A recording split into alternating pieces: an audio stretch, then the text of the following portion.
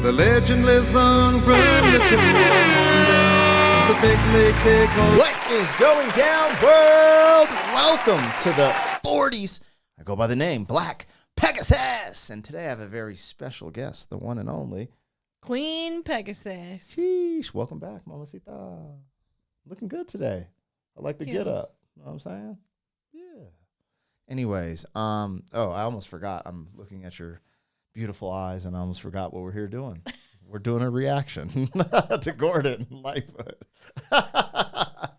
Anyways, all right. You've never even heard of Gordon Lightfoot before. No. So this is a first-time reaction, blind reaction, and I figured I should put her in front of his most iconic song. If you think there's another song bigger or more iconic, y'all got to let me know, but it does seem like this is the most iconic song. It's Wreck of the Edmund Fitzgerald. So we gonna rock. I'm gonna show it to you for the first time, just so you know this is a true story. Oh, yeah. Okay. I believe he got inspired. He read a Newsweek article or something, and it inspired him, and he wrote a story about what we're about to listen to. All right. So should be fun. Anyways, you guys, if you're here for a first time reaction, like, share, comment, subscribe, and hey, welcome back to the channel. They tease him a lot, black peas on the spot. Welcome back, welcome back, welcome back, welcome back, welcome back, welcome back, welcome back, welcome back. 40. All right, let me get the logo down and pull the video up. What are you beatboxing over here? What's going on there? Boots and cats. Boots and cats. Anyways. Wait. Boots and cats. Wait. Boots. I can't. I was doing it in the car, though, because our daughter doesn't ever stop doing that. Yeah, I'm wilding. Anyways, you guys, thanks for your support. If you'd be so kind, check out the original content on this channel. However, we're starting a new series called Inside the Reactions, and my first interview is with a rock and roll Hall of Famer that has sold over 30 million albums, the one and only Neil Giraldo. So if you guys rock with me, get ready for that. But anyways, we're going to rock today, man. We got a membership on the channel if you want access to the reactions early. Link in the description. But let's just get this thing moving. I am watching this on Gordon Lightfoot's official YouTube channel. All right? So go over there and check this out without us, because what we do isn't a substitute for the original. Always want to support the original content creator. And let's go. Here we go. True story. You ready? Mm-hmm. Let's get it.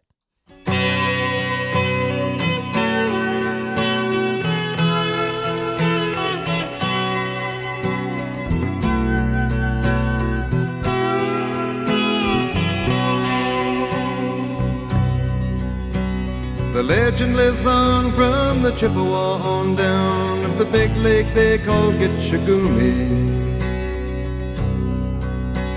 The lake, it is said, never gives up her dead when the skies of November turn gloomy.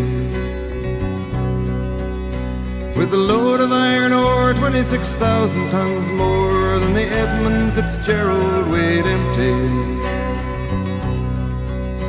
That good ship and true was a bone to be chewed when the gales of November came early. The ship was the pride of the American side, coming back from some mill in Wisconsin. As the big freighters go, it was bigger than most, with a crew and good captain well seasoned, concluding some terms with a couple of steel firms when they left fully loaded for Cleveland. Then later that night when the ship's bell rang, could it be the north wind they'd been feeling?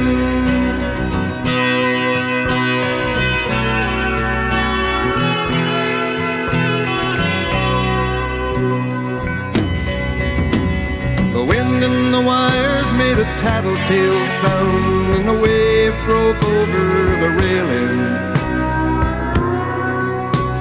And every man knew, as the captain did too, 'twas the witch of November come stealing.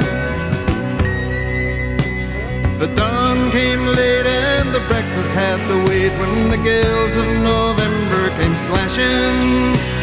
When afternoon came, it was freezing rain in the face of a hurricane west wind.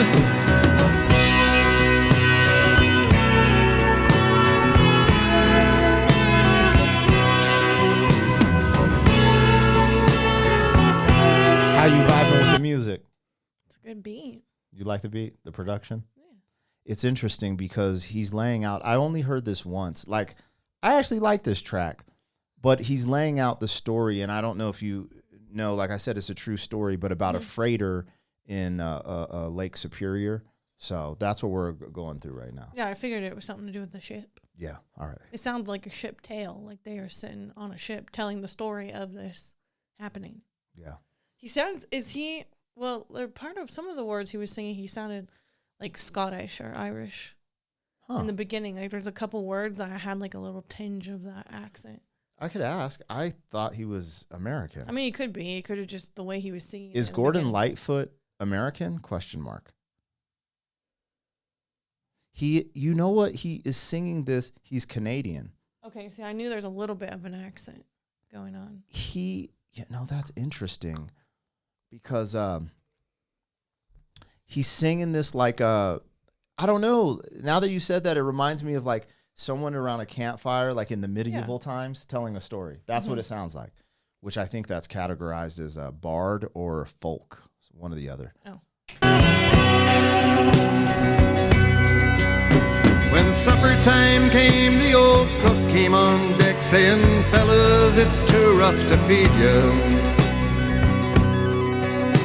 At 7 p.m. a main hatchway caved in. He said, fellas, it's been good to know you. The captain wired in, he had water coming in, and the good ship and crew was in peril.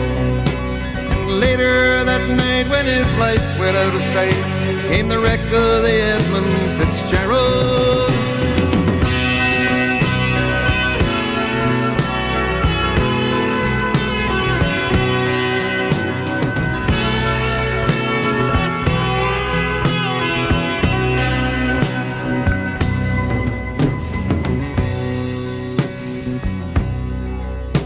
Does anyone know where the love of God goes when the waves turn the minutes to hours? The searchers all say they'd have made Whitefish Bay if they'd put 15 more miles behind her. They might have split up or they might have capsized. They may have broke deep and took water. And all that remains is the faces and the names of the wives and the sons and the daughters.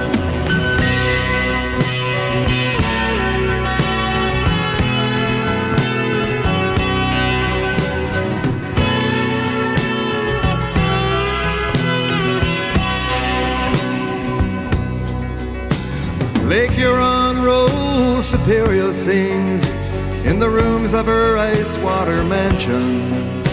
Old Michigan steams like a young man's dreams. The islands and bays are for sportsmen. And farther below, Lake Ontario takes in what Lake Erie can send her. And the iron boats go as the mariners all know, with the gales of November remembered.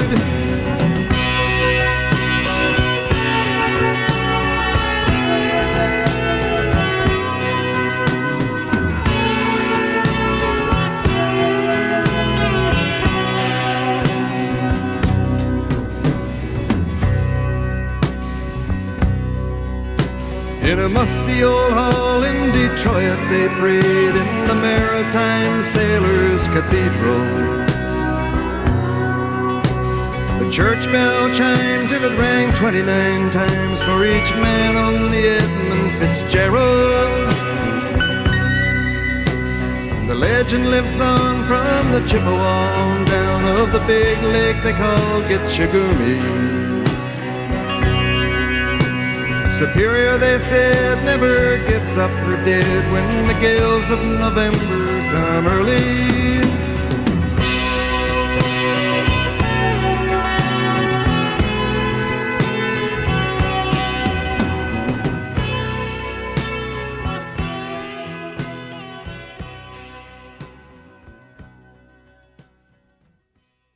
That's pretty good. That response is hilarious. Why? Just like, that's pretty good. It was. There's the story of the Edmund Fitzgerald. Fascinating horror.